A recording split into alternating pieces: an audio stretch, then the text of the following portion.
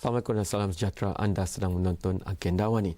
Malam ini saya cukup berbesar hati kerana saya ada seorang tamu khas untuk membincangkan topik yang sejak mula Awani bermula sudah pun dibincangkan, iaitu tentang peranan ilmu-ilmu selain daripada ilmu sains dan teknologi, termasuklah ilmu kemanusiaan, kemasyarakatan dan sebagainya.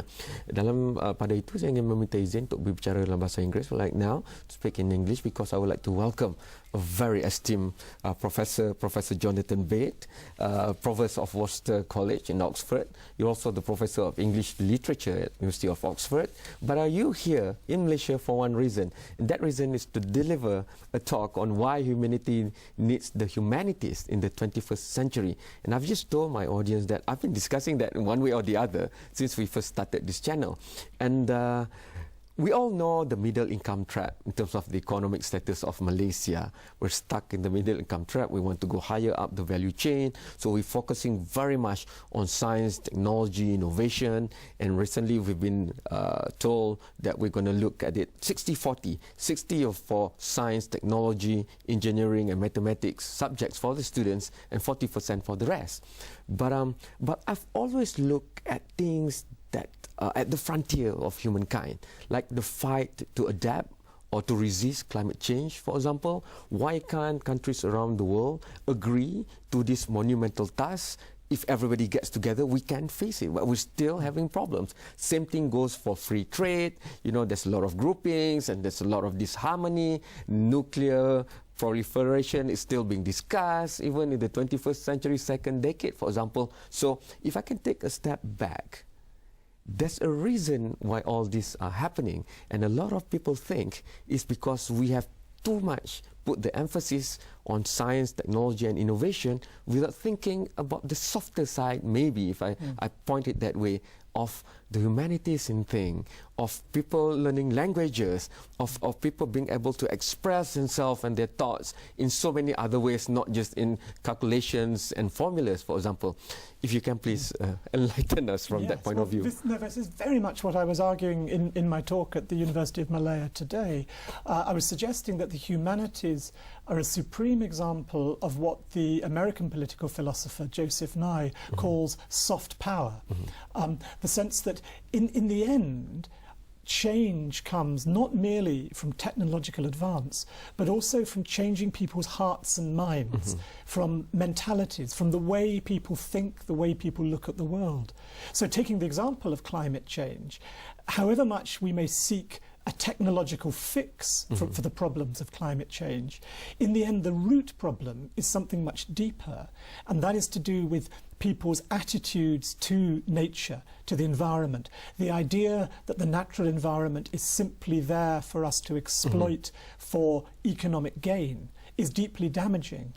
But often it's writers and artists who can teach us to look at the natural world in a different way, with a kind of respect, and by influencing mentalities can begin to make people behave in different ways, can begin to have a model of society and humankind that isn't only dependent on the bottom line, on economics above all else. At the risk of being accused of being an anti-technology person, you know, this term being a slave to technology is now being talked about more and more.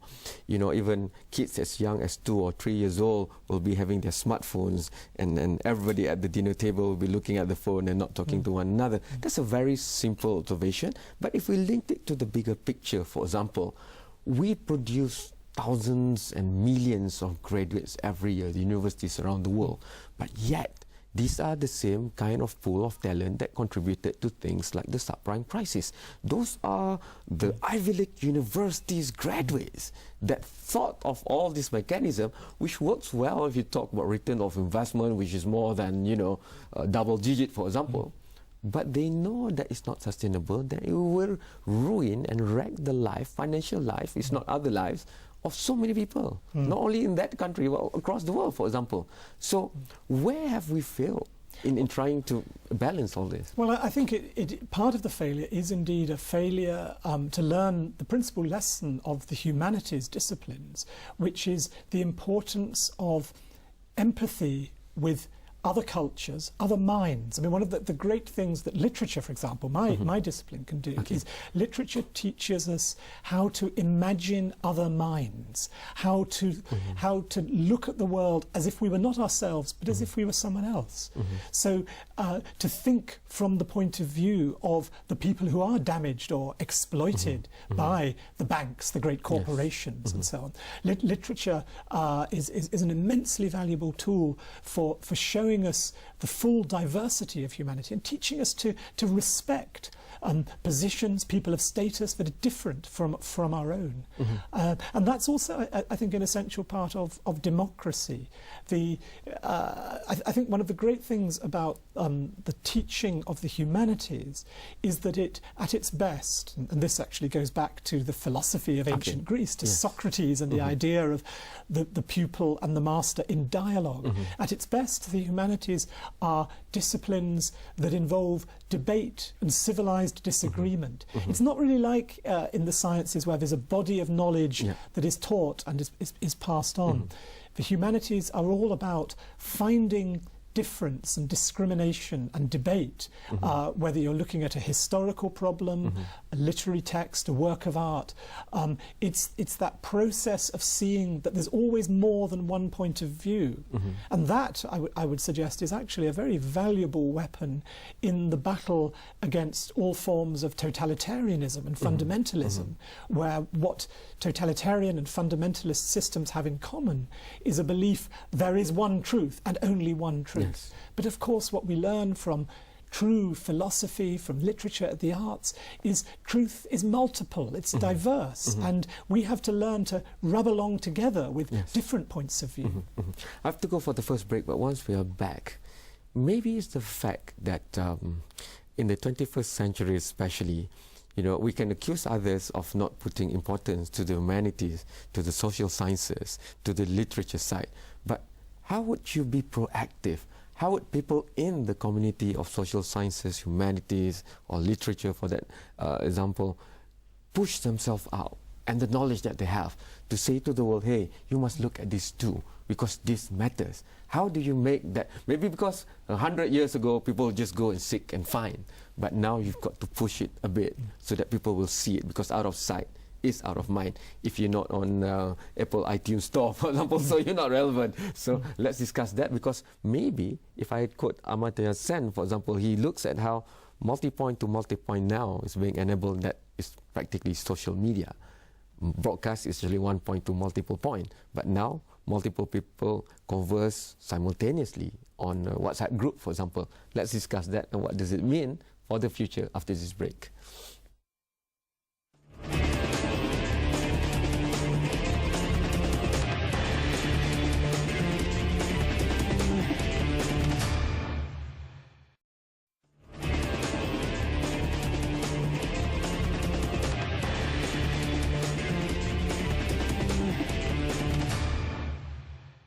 We're trying to run Malaysia into a developed nation very fast. 2020 is our target. And a lot of emphasis has been on the financial side, on the economic side, and also on the physical side of science and technology, and also innovation.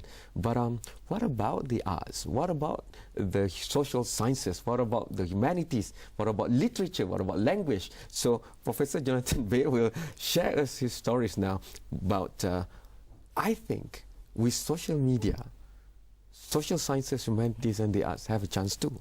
Yeah, absolutely. I mean, I think one of the really interesting developments in just the last couple of years has been that many of the great universities are beginning to put their courses online. The phenomenon known as the MOOC, or Massive Open Online Course. That was pioneered in the sciences at Stanford and MIT universities in America. But increasingly, humanities and social science courses are being made available in that way. So, for example, I've just been teaching a course online in conjunction with the Shakespeare Birthplace Trust. The home of William Shakespeare in Stratford-upon-Avon has a wonderful archive collection of objects. And I, working with them, and the university, did a course about Shakespeare and his world.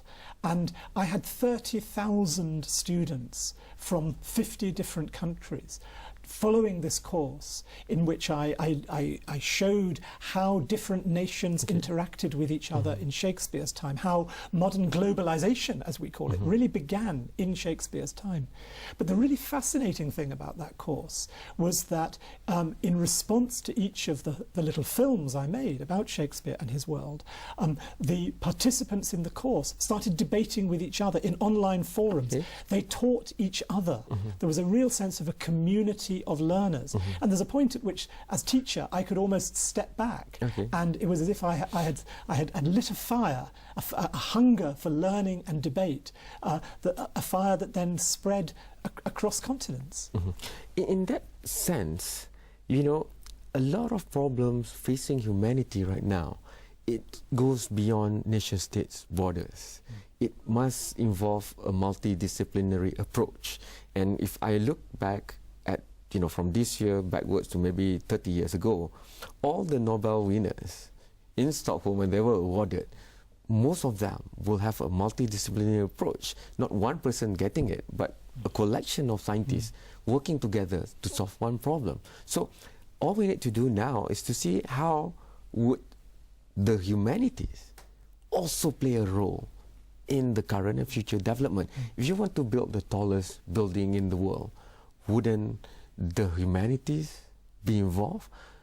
Too often now, because they're not architects, or they're not the planners, or they're not whoever, or they're not the money man, so they won't be involved.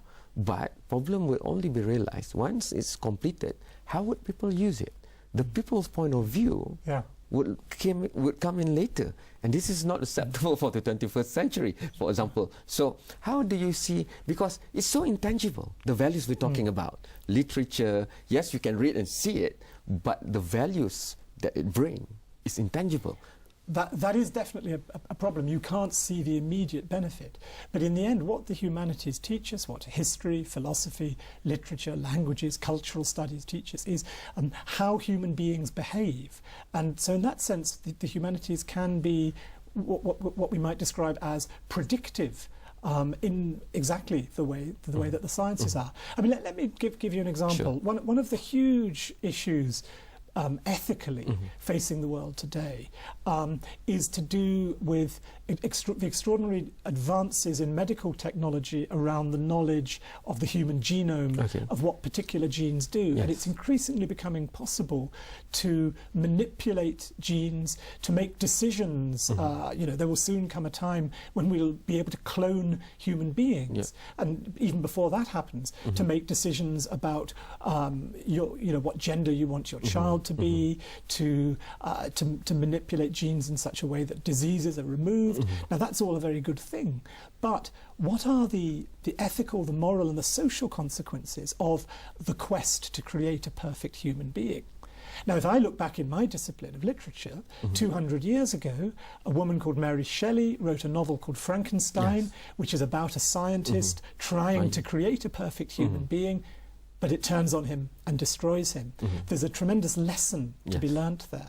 And again, in all sorts of different fields, I think that literature, history, the arts can teach us lessons that are warnings about where we're going wrong if we think that humankind is perfectible or that economics is the only model. Interesting. I have so little time left. We have to go for the last break, but once we are back in the last segment, I want to ask about Professor Jonathan Bates' experience in Oxford itself, because you know it's one of the most premier university in the world that we look up to, and I'm sure this debate happens there all the time. So if you can share the behind-the-scenes story about that, plus more and more decision makers at the country level, they have to incorporate this side of things that we're talking about, because if not, there's still the 5-year election cycle. And people don't vote just because you build buildings and highways. People vote because they empathize with what you're doing and what you're saying. So maybe, even though these are intangible things, but they do influence a very important tangible result, which is at the ballot box. So I want to discuss that too, looking at what happened in London and England, for example. How come a few years ago we have a young population suddenly going on the streets and venting out their anger, and yet it's a developed nation that has so many rooms and platforms for them to talk. So let's discuss that after this short break.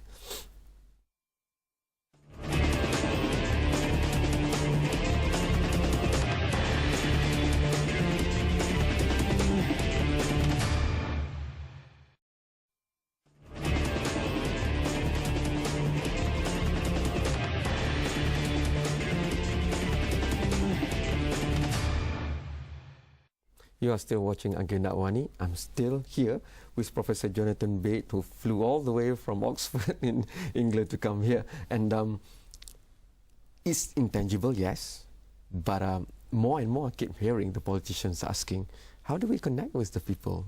We've built many things for them, and yet they're not thankful. You know, it seems like it doesn't matter to them.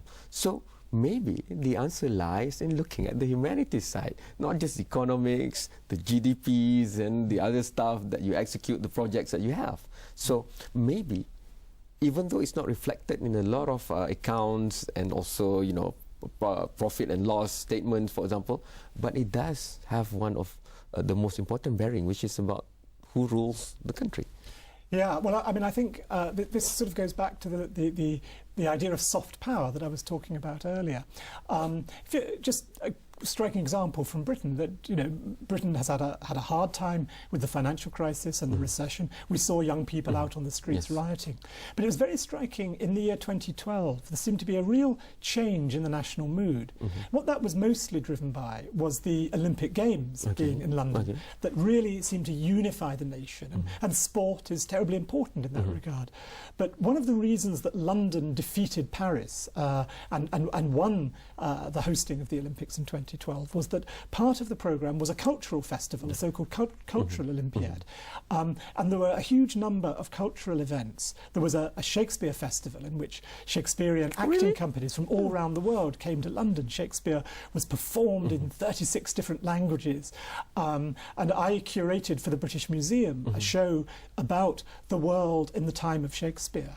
And there was a tremendous sense that our cultural heritage, our history, our literature, our arts, were a wonderful way of showcasing the best of the nation and building a real sense of national unity.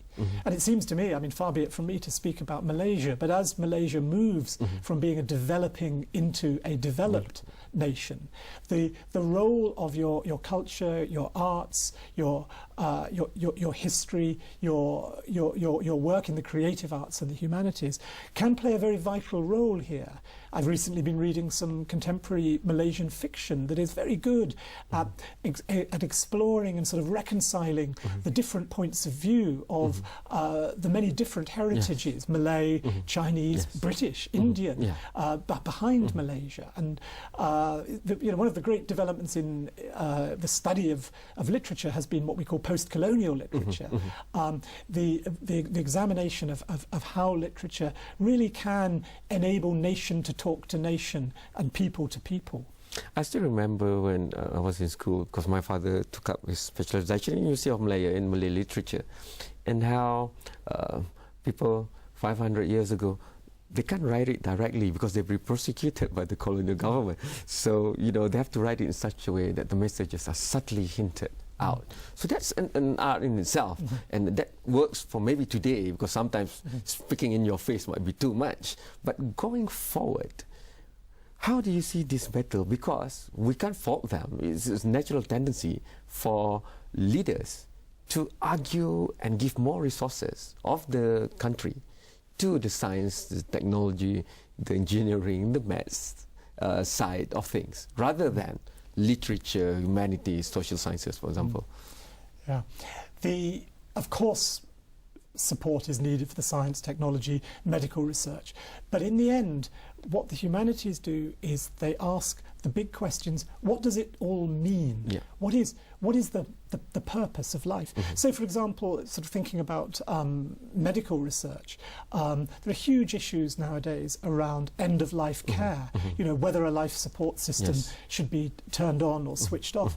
But that sort of question can only really be resolved at the human level. It's a moral or ethical question, it's a religious question, but ultimately it's a human one. And what the humanities can teach us is a kind of a compassion and empathy.